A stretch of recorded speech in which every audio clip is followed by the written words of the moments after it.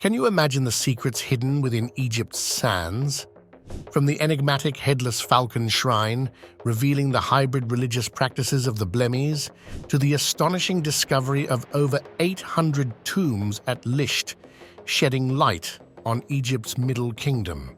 These are some of the mysterious discoveries of Egypt that have put the whole world in shock, and in this video, we will explore 15 of them. 15. Book of the Dead. What secrets lie within the ancient Egyptian Book of the Dead? This question may soon be answered, as archaeologists have discovered a rare and complete papyrus from this collection of spells and prayers. The papyrus was found inside a coffin at Saqqara, a vast necropolis near Cairo.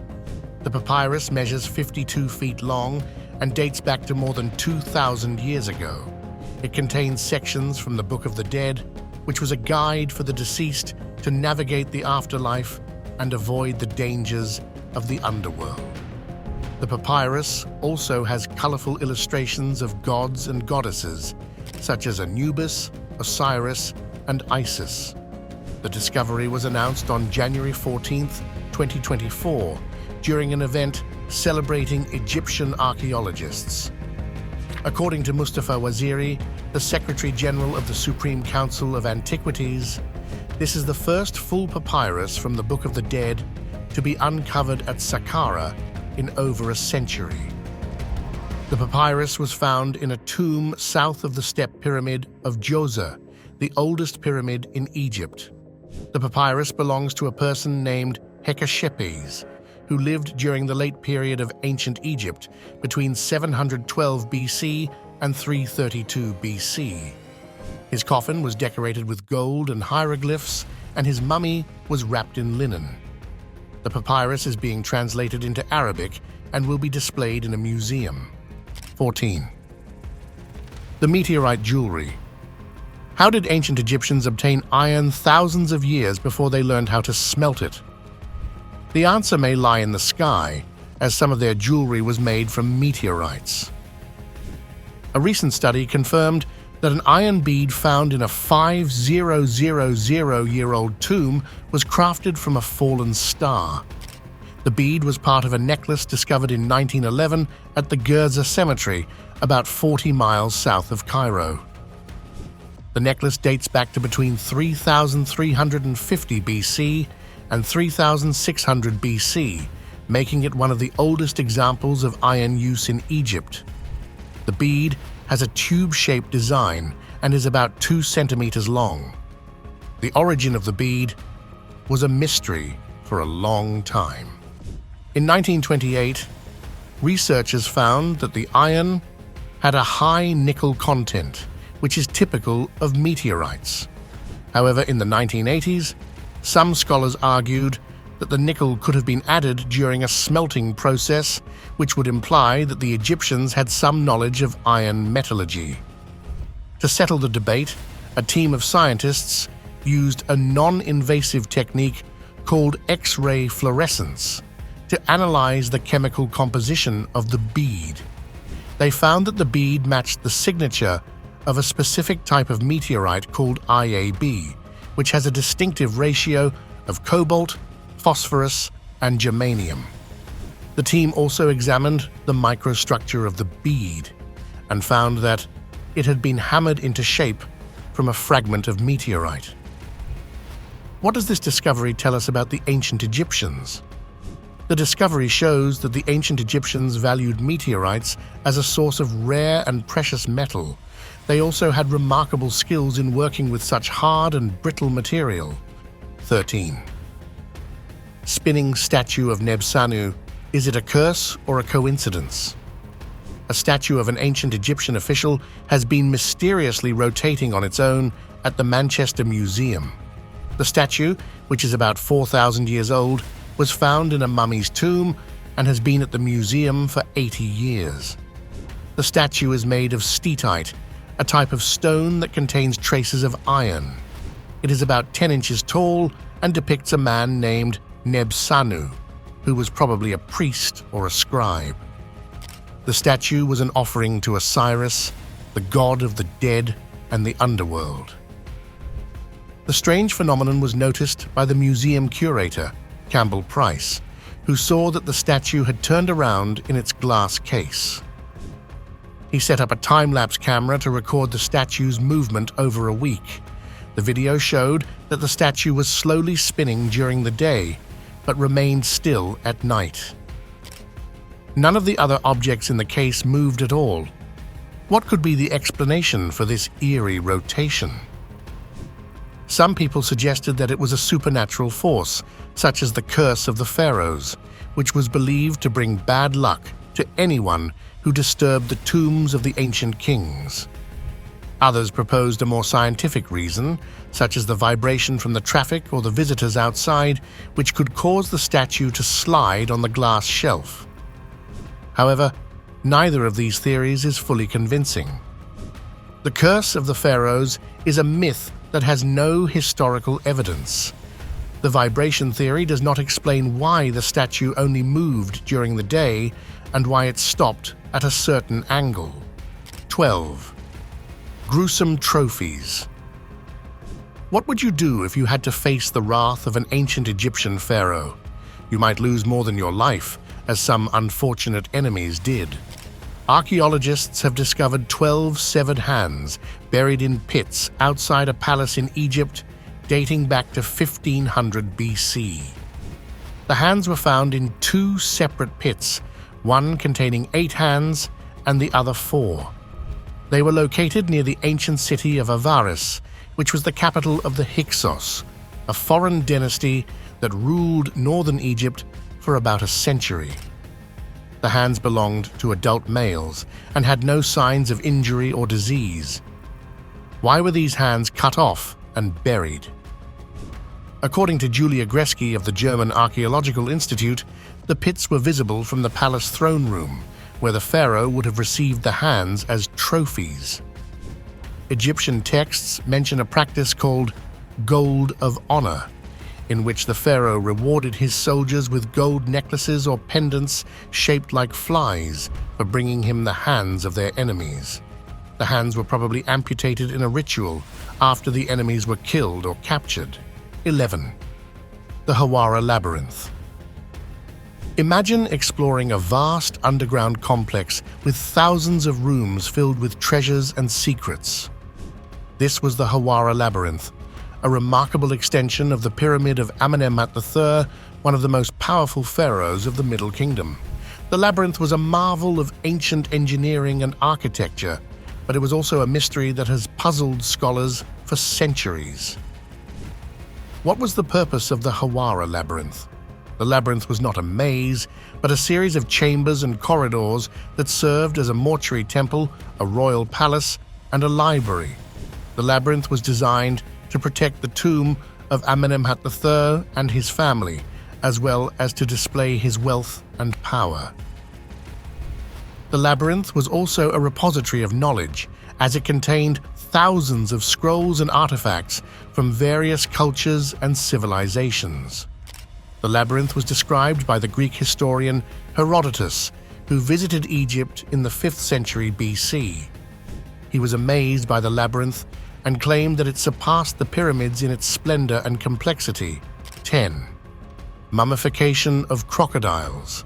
How did ancient Egyptians honor the crocodiles that they worshipped as gods? A recent discovery of a cache of mummified crocodiles in a tomb at Kubet el-Hawa, a cemetery on the west bank of the Nile, reveals a unique and rare method of preservation. The crocodiles were mummified without the use of resin or organs removal, which are common features of the Egyptian mummification process.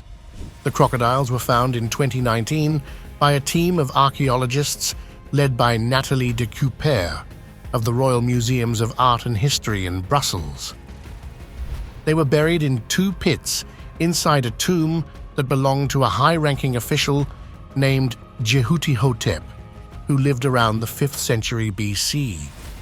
The crocodiles were part of a larger collection of animal mummies, including cats, dogs, and birds that were offered to the gods or the deceased.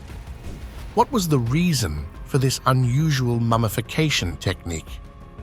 The researchers suggest that the crocodiles were first buried in sand pits somewhere else. where they underwent natural desiccation due to the dry climate. Then they were exhumed and transported to Kubbat el-Hawa, where they were wrapped in linen and placed in the pits. 9. The dazzling Aton. What was life like in ancient Egypt at the peak of its glory? A recent discovery of a lost city on the west bank of the Nile may offer some clues.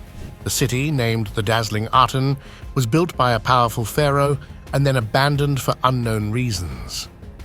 The city was founded by Amenhotep III, the ninth king of the 18th dynasty, who ruled from 1391 to 1353 BC. He was one of the most prosperous and influential pharaohs of ancient Egypt who expanded the empire and built many monuments and temples. The city was named after the sun god Aten, whom Amenhotep III worshipped. The city was lost to history until 2020, when a team of archaeologists led by Zahi Hawass stumbled upon it while looking for Tutankhamun's mortuary temple. They found a well-preserved city that covered about 1.3 square miles and had a complex urban plan. 8. The hidden tombs of Lisht. What secrets are buried under the sands of Egypt? A recent discovery of over 800 tombs in a single season has amazed archaeologists and revealed new information about the Middle Kingdom, a period of prosperity and cultural flourishing. The tombs were found at Lisht, a site near Cairo that was once the capital of Egypt. The tombs date back to around 2000 BC, when Lisht was the home of the pharaohs of the 12th and 13th dynasties. These rulers built impressive pyramids and temples at the site, but also left behind a vast necropolis for their officials and elites. The tombs were hidden under the desert for millennia until a joint expedition between the University of Alabama, Birmingham and the Egyptian Ministry of Antiquities uncovered them in 2018. 7. The Tomb of Watti. How did the ancient Egyptians live and die? A recent discovery of a well-preserved tomb at Saqqara, a vast cemetery near Cairo, offers some clues. The tomb belongs to Watti, a high-ranking official who served a pharaoh of the 5th dynasty. The tomb was found in 2019 by a team of archaeologists led by Mohammed Megahead, who excavated it under the sand for 16 feet. The tomb dates back to around 2400 BC, when Saqqara was the burial ground for the kings and elites of the Old Kingdom. The tomb is a masterpiece of art and architecture, with a rectangular gallery that measures 33 feet by 10 feet and 10 feet high. The gallery is decorated with colorful reliefs, sculptures, and inscriptions that depict Watti, his wife Weret Ptah, and his mother Merit Mene, as well as scenes of daily life and religious rituals. The reliefs show Watti hunting, sailing, making offerings, and supervising the production of pottery and funerary furniture. 6. Ushabtis of Neferibresaneth. What were the ushabtis and why did the ancient Egyptians make them? Ushabtis were small figurines that were placed in tombs to serve the deceased in the afterlife. They were usually made of faience, a type of glazed ceramic, and inscribed with spells and names. One of the most remarkable collections of ushabtis was found in the tomb of Neferibresaneth, a high official of the 5th dynasty. The tomb of Neferibresaneth was located at Saqqara, a vast necropolis near the pyramid of Usakaf. The tomb was looted in ancient times, but some of the ushabtis were preserved under a pile of charred wood. The ushabtis were discovered in 1929 by a British archaeologist named Cecil Firth, who excavated the tomb and documented its contents. The ushabtis of Neferibresaneth were unique for several reasons. First, they were very numerous. Firth found 336 ushabtis in the tomb, which was more than the usual number of 365. Second, they were very well made. They had detailed features, elaborate decorations, and vivid colors. Third, they were very informative. They had the name and titles of Neferibreseneith inscribed on them, which helped identify the owner of the tomb and his role in Egyptian society. 5. Nefatiti bust. Who was the woman behind the most famous face of ancient Egypt? The bust of Nefertiti, a stunning sculpture of the queen who ruled with her husband Akhenaten, is a masterpiece of ancient art and a source of controversy.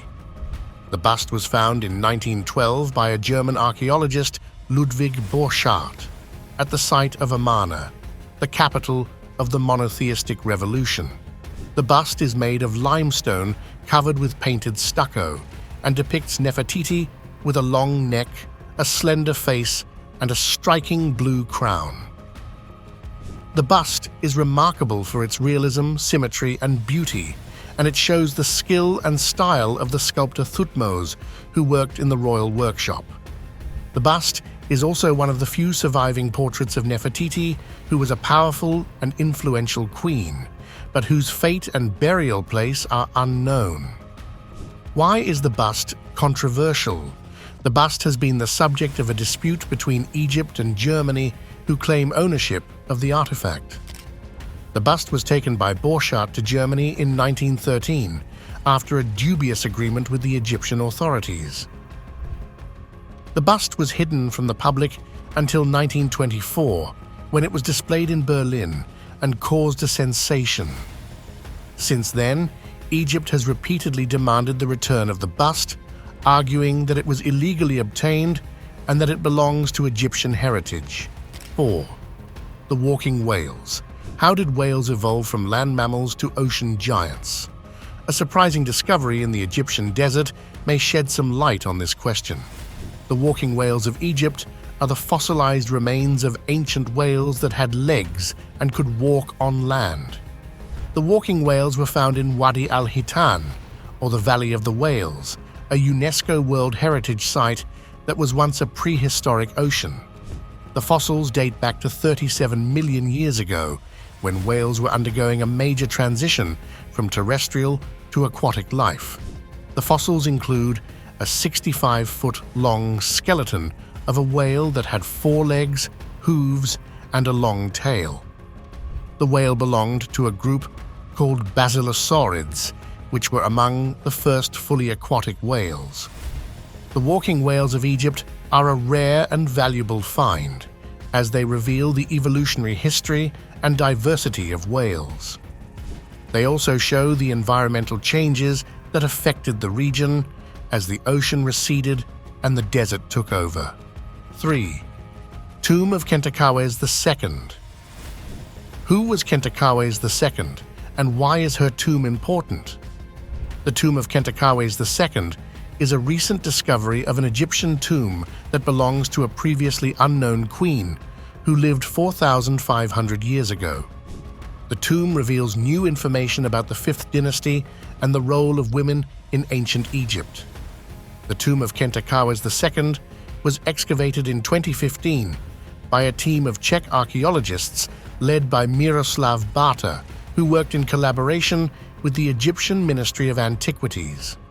The tomb was found in Abusir, a necropolis that was used by the kings and queens of the 5th dynasty, who ruled from 2494 to 2345 BC.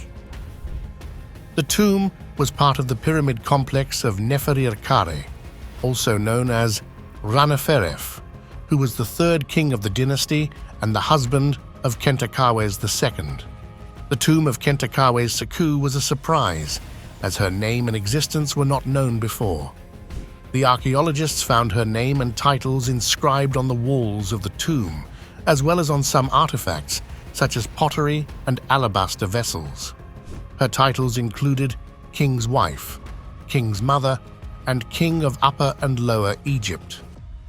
These titles suggest that she was not only the wife of Neferirkare, but also the mother of his successor, Neferefre, and that she may have ruled Egypt as a regent or a co-ruler after the death of her husband.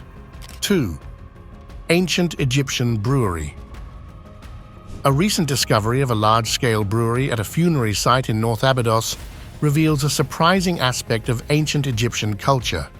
But how did the ancient Egyptians celebrate their dead with beer? The brewery was built around 3150 BC, when Egypt was unified under King Nama, and it was capable of producing thousands of liters of beer at a time. The brewery was found in 2018 by a team of archaeologists from Egypt and the United States who used magnetic survey technology to locate it under the sand. The brewery was part of a necropolis that was used by the kings and elites of the early dynastic period, who built impressive tombs and monuments at the site. 1. The Headless Falcon. A mysterious discovery of a falcon shrine in the desert of Egypt reveals a new aspect of the ancient cult of the moon god Khonsu. The shrine dates back to the 4th century AD, when Egypt was under the rule of the Roman Empire. The shrine was discovered in 2019 by a team of Spanish and Polish archaeologists who were working on the Sakayat project at Brewery, an ancient port city on the Red Sea. The shrine was part of a larger religious complex that was built by the Blemmyes, a nomadic people who lived in the eastern desert and resisted Roman domination.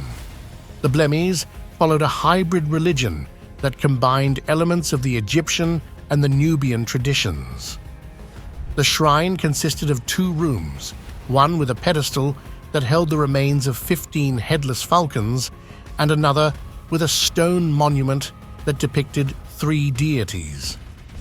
The falcons were probably sacrificed as offerings to Khonsu, the god of the moon, who was often represented as a falcon or a falcon-headed man. The headless falcons may have symbolized the waning of the moon or the submission of the Blemmyes to Khonsu. And there you have it. Now, which of these mysteries has shocked you most? Let us know your opinion in the comments section below.